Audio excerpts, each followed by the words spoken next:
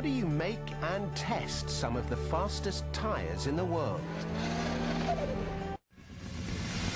It's modern-day chariot racing, driven by hundreds of horsepower. Fans of motorsport agree there is no greater thrill than the sound of roaring engines and the smell of burning rubber. But that's no ordinary rubber on the track. Designed and built with cutting-edge technology, the race tire is often as important as the car itself. Driver Mitsuhiro Kinoshita explains. 車のポテンシャル以上にタイヤのグリップがしなければ、パワーも伝えることができない。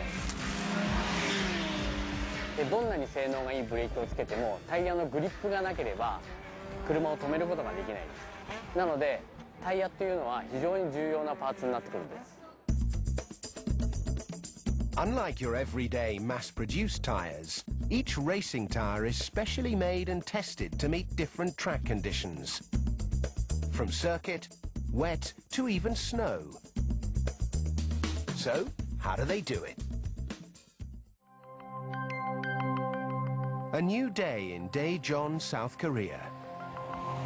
At this company's R&D center, they're already busy preparing for the next race.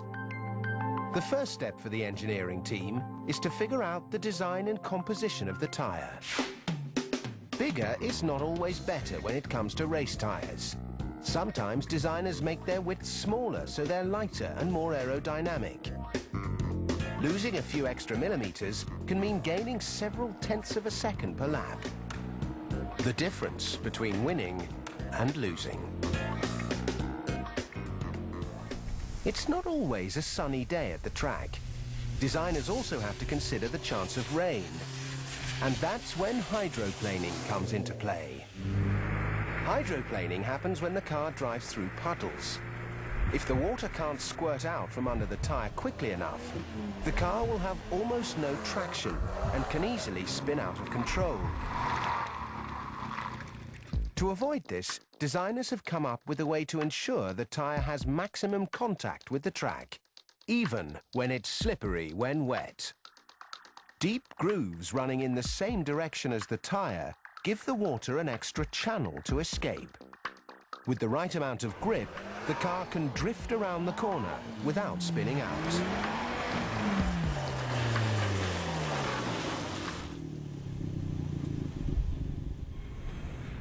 Once they've decided on the design, it's time to build the prototype.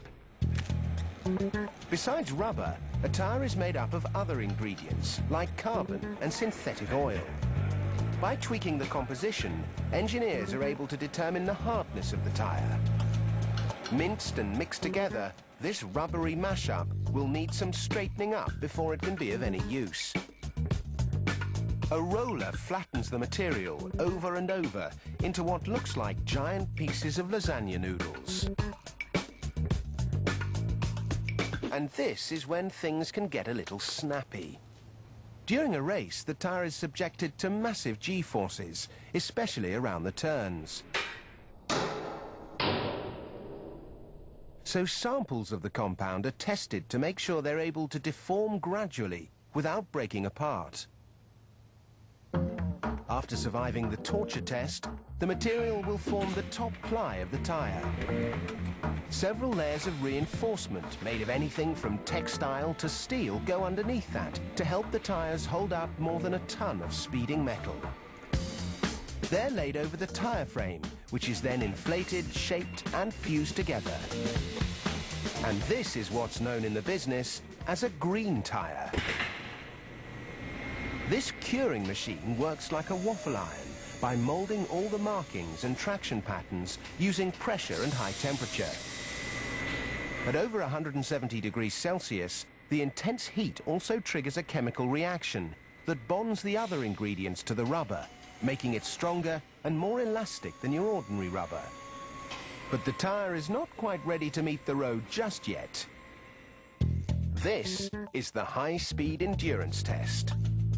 The prototype tire runs on a simulated road surface at up to 250 kilometers per hour to test how it will hold up on the racetrack. No surface is perfect, not even a professional circuit. A bump on the road can cause the wheel to lift up and slam back down with huge force, shocking both car and driver. Luckily, the tyres are designed to absorb some of this impact by flexing the sidewalls. But there are some things about a competition tyre that you just can't test on a treadmill.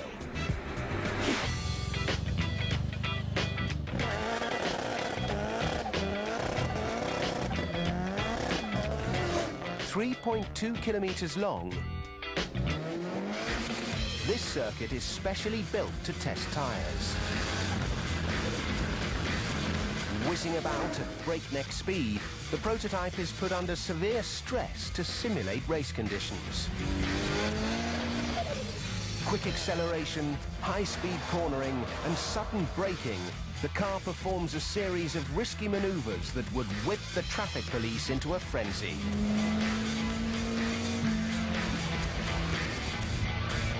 Just when it looks like the driver's enjoying himself a little too much, here come the engineers. They look out for signs of wear as well as deformation.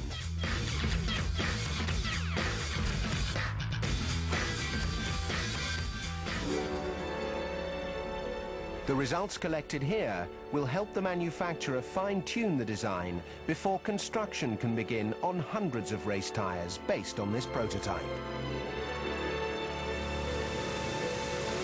Once the tyres are ready, they're packed and shipped to the race location. The Sepang International Circuit. Crowds have gathered for the Japanese Super GT race in Malaysia. The teams bring a variety of tyres to the race, from rain tyres to those with different hardness. Choosing the right ones for the competition is critical. Park Han-jun is the senior manager of the racing tyre development team. Our teams will use medium hard compound. It is very important. The tire heat up fast, so the tire can have more grip in short time.